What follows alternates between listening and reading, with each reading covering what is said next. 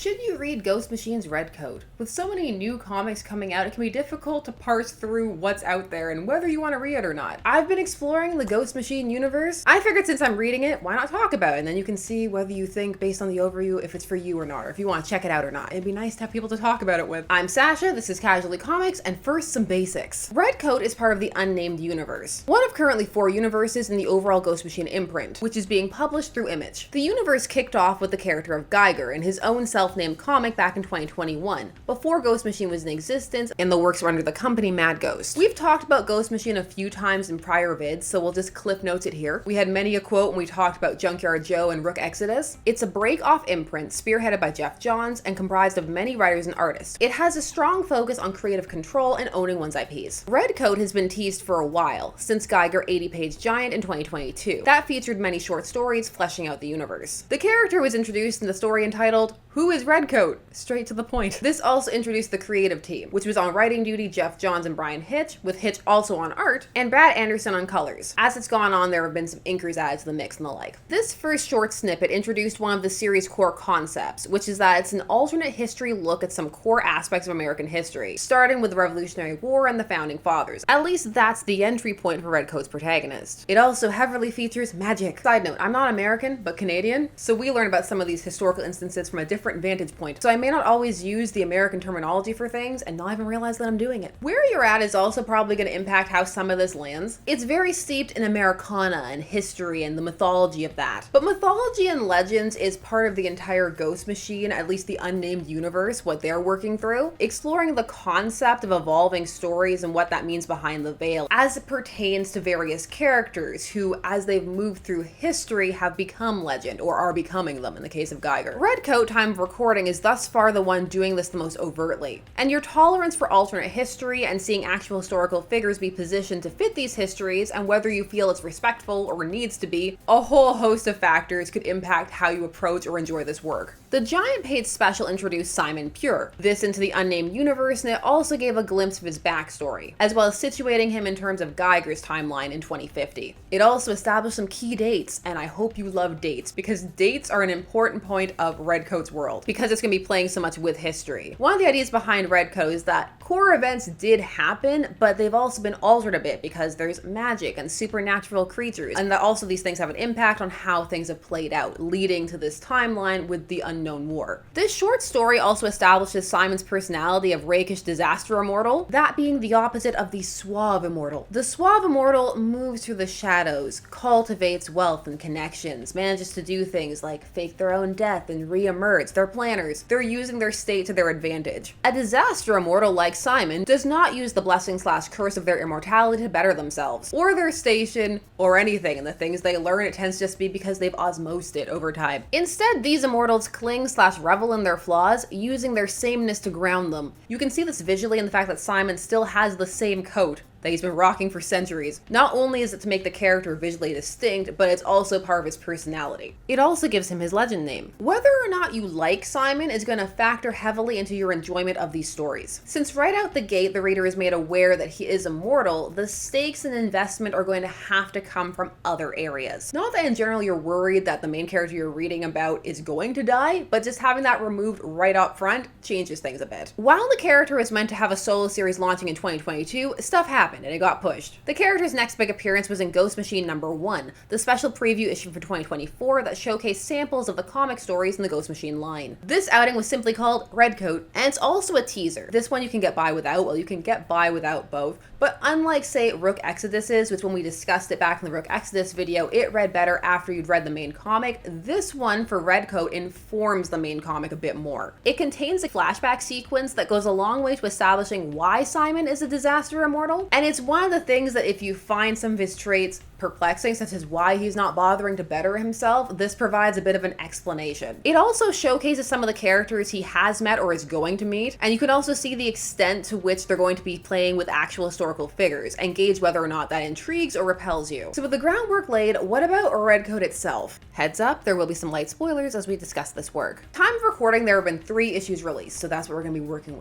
with the first issue being released in April 2023. These issues give a more detailed breakdown of Simon's origin, how he he became immortal. We see a lot more of this in the first issue. Here we learn that he interrupted a ritual meant to turn one of the founding fathers, Benjamin Franklin, into an immortal. But he was turned instead, and not only deemed not fully worthy, but doesn't know everything about what the ritual was wholly intended for. So he doesn't know the full extent of what he's involved in / what he can do. And he hasn't really bothered to find out based on the type of person he is. This issue also foregrounds his personality some more, which is devil-may-care Rake, who also needs to borrow some money because despite all these years he hasn't saved any. He's reckless and dies a lot. He gets shot in the head a lot. Some of these sequences are framed in such a way that you could see how they would adapt, such as the slap montage. And again, there's those dates. The longer this goes on, it's probably going to become easier to see where you're situated in Simon's story based on those dates. The main plot in broad strokes is a mystery, as Simon once more finds himself sought out by people seemingly looking to kill him, and gains an unlikely sidekick in a young Albert Einstein, as Simon comes to discover that he may be far more powerful and important than he realizes, all of the time pressure of encountering a weapon that has done him some significant harm.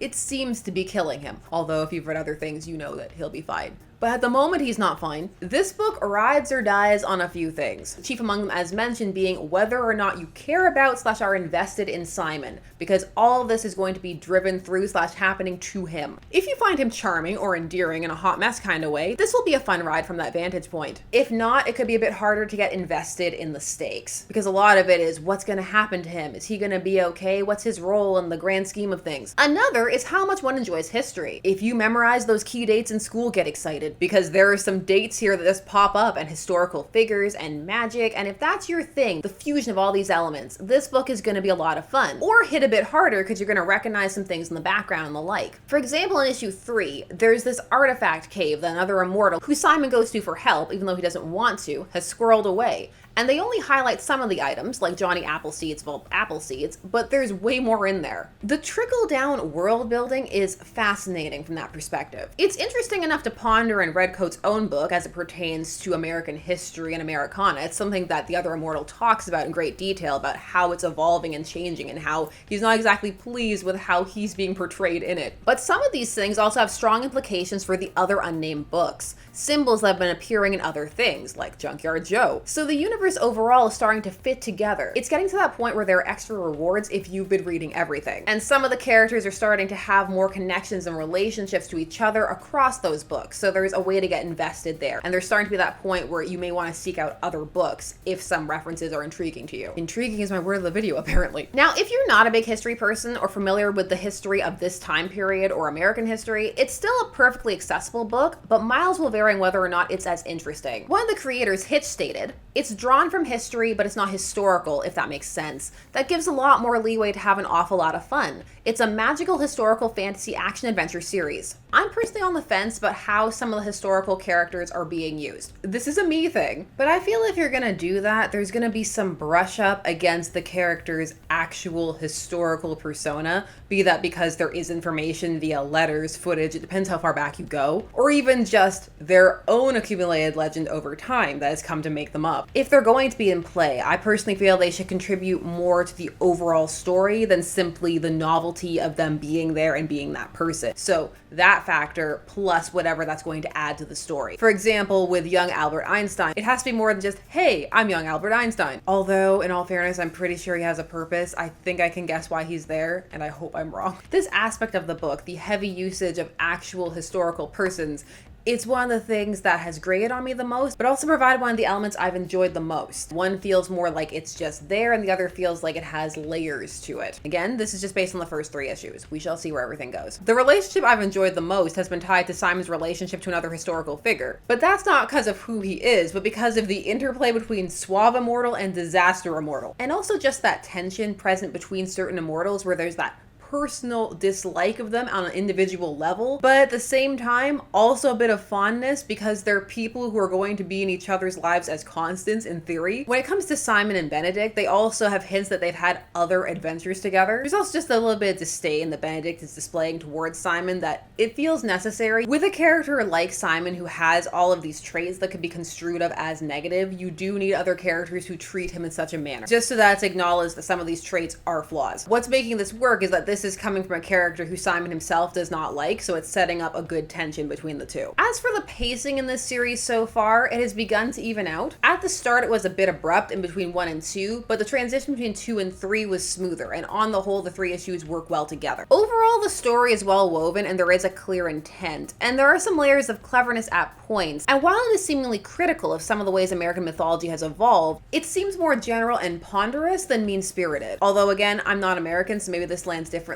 if you are. One of the ways you see this worked through is with the Axe of Lies, which if you're reading DC may instantly make you think of the Lasso of Lies, and they are both meant to be items that are playing with the perceptions, the ways that Americans perceive their mythology and history, but the way that it's worked with inside of Redcoat is very different, if you're familiar with that other reference at all. In Redcoat, some of these magical symbols have become that way because of the way they've been utilized, and also the legends that have been assigned to them have given them power on top of that. It's fascinating, it makes one think about how the magic systems work. This item also plays with the underlying theme of the entire Unnamed universe, which is how do the stories people tell impact the actual events? It's manifesting through an item. Over time, how much of the truth matters? How can one make it known? All kinds of deeper questions. While Redcoat is billed as an action adventure, time of recording it tends to have 1 set piece per issue, although that may change. On the whole, there is a building sense of urgency, even with the knowledge that Simon can't die. It's in the moments of action and high emotion that the art gets to shine. On the whole, Redcoat is intriguing, that word again, work. And if it's landing/connecting with you, it can be a fun one. But if not, I could see it being frustrating or a more intense emotion. For me, the mythology, world building, and my fondness for stories of immortals has me invested in this work. I also do find myself liking Simon. I want to see him interact more with the other characters in the universe. And those elements are smoothing down some of the other aspects that great teenage Albert Einstein sidekick is just not for me. If anything I've said here intrigues you, I'd say it's worth checking out. Or if you heard this and we're going,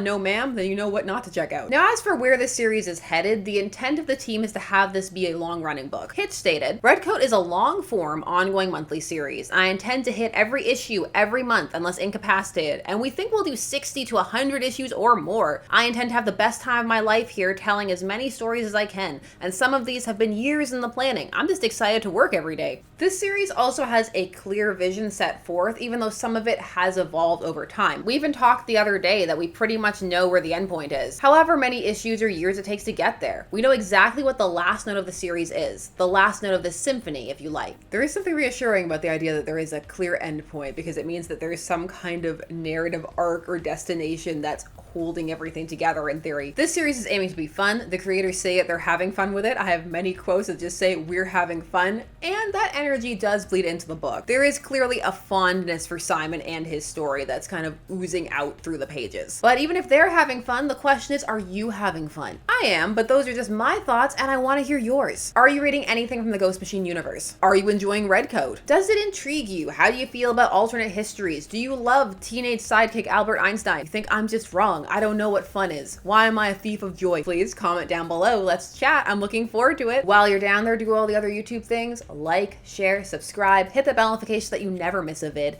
Thanks so much for taking some time today spent discussing comics with me. I always appreciate it, and I will see you again soon. Bye-bye.